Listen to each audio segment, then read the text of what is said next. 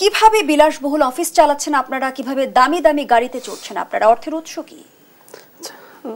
দেখেন, আমাদের 28 তারিখে ঘোষিত জাতীয় নাগরিক পার্টিতে হচ্ছে 217 সদস্য বিশিষ্ট আমাদের এই কমিটি। একটু যদি আমি পূর্বাকার ইতিহাস খেয়াল করি, যখন 8 সেপ্টেম্বর আমাদের জাতীয় নাগরিক কমিটির যাত্রা শুরু হয়ে সে সময় কিন্তু আমরা একটা ছোট্ট ঘর নিয়েছিলাম বাটা সিগনালে, এলিফ্যান্ট রোডে।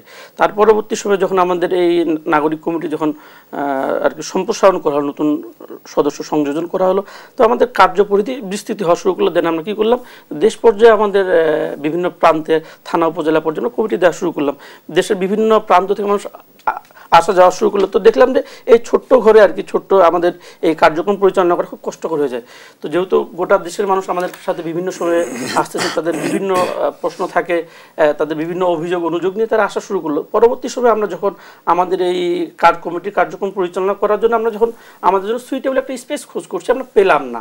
তো পরবর্তী সময় দেখা গেল কি, আমরা বাংলা মোটর রূপায়ণ টাওয়ারে আমরা এখন যেখানে যেটা আমাদের অফিস হিসেবে ব্যবহৃত হচ্ছে, এটা আমরা নিলাম। দেখেন, আমাদের যদি সামর্থ্য হতো আমরা যে সুইটেবল প্লেসে খুঁজছি, তাহলে কিন্তু আমরা কখনোই 15 তলায় উঠতাম না।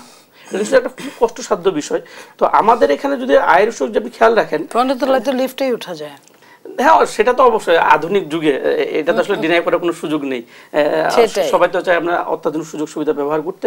আমাদের যখন ওই 187 জন সদস্য ছিলাম, তাদের প্রত্যেকে আমরা মাসিক হারে চাঁদা দিতাম, প্রত্যেকে সামর্থ্যের আলোকে। দেখা গেলো আমি নিজে একজন উদ্যোক্তা, আমি প্রতি মাসে 500 থেকে 700 করে টাকা দিতাম।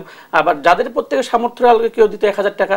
এর পাশাপাশি যাদের সামর্থ্য রয়েছে কোনো বুঝতে পেরেছে গোলাম মর্তুজা সেলিম, কিন্তু কিভাবে আসলে রাতারাতি কোন অলৌকিক ক্ষমতা বলে আসলে বিলাসবহুল গাড়িতে চড়ছেন আপনারা? এখন দেখেন, যদি আপনি খেয়াল করে থাকেন, বিলাসবহুল গাড়িতে আসলে দেখেন, আমরা যারা এই কমিটির সাথে বা রাজনৈতিক পার্টির সাথে যারা আছি, জাতীয় নাগরিক পার্টির সাথে, আমরা কিন্তু বিলাসবহুল গাড়িতে তারাই চড়ছে যারা ছাত্র জনতার অভ্যুত্থানের আর কি বীর সেনানী অগ্রগামী ভূমিকায় পালন করছে। যদি আপনি খেয়াল করে থাকেন, তাদেরকেই দেখবেন এটা মূলত তাদের ব্যক্তি উদ্যোগেরা, এখানে তাদের বেশ কিছু শুভাকাঙ্ক্ষী রয়েছে এবং তাদের বেশ কিছু নিরাপত্তা ইস্যু রয়েছে। আপনারা জানেন, যেহেতু তারা এই আন্দোলনকে লিড দিয়েছে, দেশি শত্রু রয়েছে, বাইরের পরাশক্তিদের কি শত্রুতা রয়েছে। এখন নিঃসন্দেহে তাদেরকে আমাদেরকে এই মুহূর্তে কি করা, সেভ করা দরকার। তো এই জায়গা থেকে আমাদের যেহেতু সামর্থ্য নেই, যেহেতু বাংলাদেশে বড় বড় রাজনৈতিক দলগুলোর বেশ কিছু শুভাকাঙ্ক্ষী থাকে, ঠিক তেমনি শুভাকাঙ্ক্ষীরা কি নিঃস্বার্থভাবেই তাদের পৃষ্ঠপোষকতা করছে, নাকি এর পেছনেও কোনো স্বার্থ লুকিয়ে আছে? আমরা তো মনে করি যে এটা নিঃসন্দেহে তার এই ত্যাগকে মূল্যায়ন করার জন্য, তাকে সুরক্ষিত রাখার জন্য মূলত তাদেরকে এইটা দিয়ে থাকে। এখানে